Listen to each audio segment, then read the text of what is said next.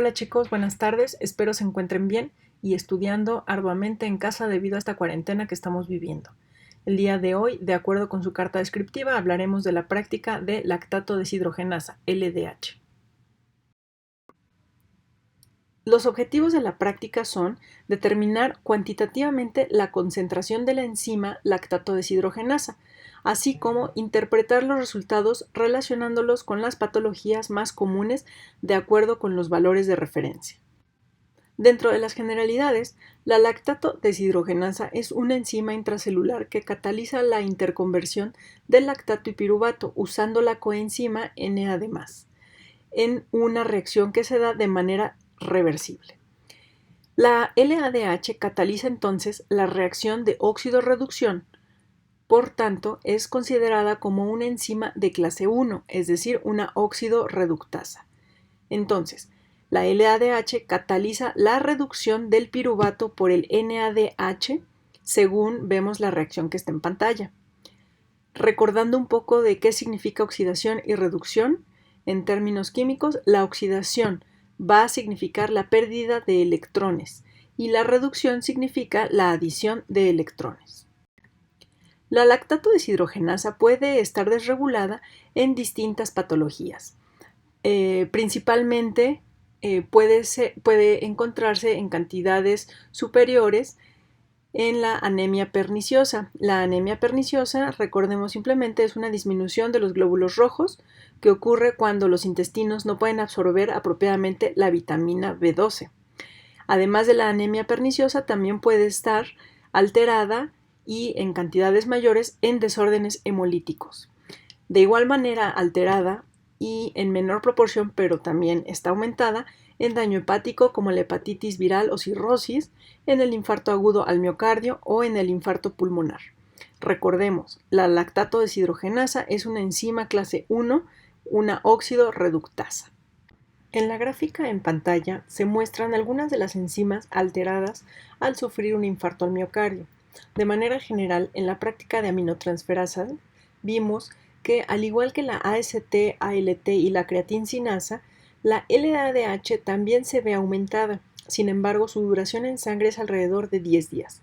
Tomemos en cuenta que la LDH no es el marcador de elección para este tipo de patología, debido a que se puede alterar en muchas otras con una mayor magnitud. Entonces, debido a las muchas condiciones que contribuyen al aumento de la actividad, un valor elevado de LDH total es un hallazgo bastante inespecífico, por lo que los ensayos de LDH asumen una mayor importancia clínica cuando se separan en fracciones de isoenzimas, como vemos en la siguiente diapositiva. Ahora vayamos al significado clínico, pero antes para ello tenemos que desglosar lo siguiente. La LDH es una enzima que puede ser separada en 5 fracciones principales, como lo vemos en los recuadros amarillos, en la LDH1, LDH2, LDH3, LDH4 y LDH5.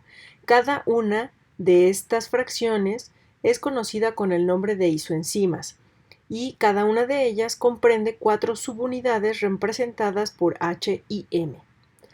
La LDH tiene un peso molecular de 128 kilodaltones. Cada isoenzima entonces comprende 4 cadenas de polipéptidos con un peso molecular de 32 kilodaltones cada una. 2 cadenas de polipéptidos diferentes designadas H y M, como se los mencioné. Entonces, estas H y M, H se refiere a corazón, heart, y M de muscle, músculo. Y estas se combinan en 5 disposiciones para producir las 5 fracciones o isoenzimas principales que están en los recuadros amarillos. De manera general, en esta presentación ustedes pueden ver la localización tisular de estas 5 isoenzimas, así como la patología que se relaciona con ellas. En esta diapositiva, del lado izquierdo les pongo una tabla en donde pueden ver el porcentaje correspondiente a cada isoenzima en suero de individuos sanos. Podemos ver que la fracción de isoenzima principal es la LDH2, seguido de la LDH1, LDH3, LDH4 y 5. Sin embargo, la fracción de isoenzima LDH1 presente en corazón y eritrocitos tiende a ser mayor que la LDH2. Recordemos un poco de las isoformas y las subunidades que tiene cada isoforma. En el caso de la LDH1, vemos que predominantemente va a estar en corazón. Tenemos 4 H's, 4 unidades, versus LDH2 que tiene 3.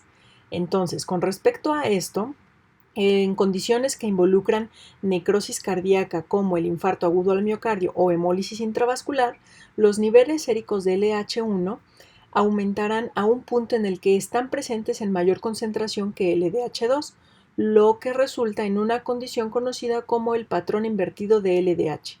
Sin embargo, recordemos que LDH no es específico de tejido cardíaco y no es el marcador de preferencia para diagnóstico de infarto agudo al miocardio, pero aún así es necesario conocer que existe un patrón de comportamiento de este estilo. Por otro lado, también se habla de otra isoenzima que es la LDH6. Se sabe con respecto a esta que es una alcohol deshidrogenasa y su presencia se ha visto en pacientes con falla cardiovascular, arteriosclerótica, y su presencia se relaciona con un mal pronóstico. Ahora veremos las fuentes de error más comunes en las mediciones de este tipo de enzimas. Una de ellas es la hemólisis. Cuando una muestra está hemolizada, es una muestra inaceptable para el análisis. ¿Pero qué pasa con esto? Los eritrocitos contienen una concentración de LDH aproximadamente de 100 a 150 veces mayor que la que se encuentra en el suero. Entonces, una hemólisis producida por congelación, calentamiento o agitación pues va a darnos una muestra inviable. Por otro lado, la actividad de la LDH es inestable en el suero independientemente de la temperatura a la que se almacena. Si la muestra no puede analizarse inmediatamente, debe almacenarse a 25 grados y analizarse dentro de las 48 horas siguientes. Otro punto es que la LDH5 es la isoenzima más lábil. La pérdida de actividad ocurre más rápidamente a 4 grados centígrados que a 25 grados centígrados. Otra de las fuentes que puede ocasionar un error en la medición es el ejercicio extenuante. Con respecto a los rangos de referencia o los valores de referencia de la LDH, al igual que con otros metabolitos o analitos, va a depender de la edad, etapa fisiológica, alimentación, sexo, así como la actividad física del paciente. En este caso ponemos un rango de referencia de 130 a 500 unidades por litro. Recordemos que cada laboratorio debe establecer sus propios valores de referencia y van a variar de acuerdo a las fuentes que ustedes consulten. De manera general, la metodología que se seguiría a cabo para determinar cuantitativamente la lactato deshidrogenasa se realizaría con el kit de SpinReact, cuya referencia para que puedan consultar la pongo en la esquina superior derecha. De manera general, la reacción en un cuadro rojo, en donde podemos ver que el piruvato es reducido a lactato en presencia de NDH, que está en su forma reducida. Entonces, de manera general, lo que se va a medir es la velocidad de disminución de la concentración de NDH en el medio, determinada fotométricamente. Esta disminución es proporcional a la concentración catalítica de LDH en la muestra ensayada. Es decir, se van a monitorear los cambios continuos en la absorbancia a 340 nanómetros conforme el NADH es oxidado a NAD+.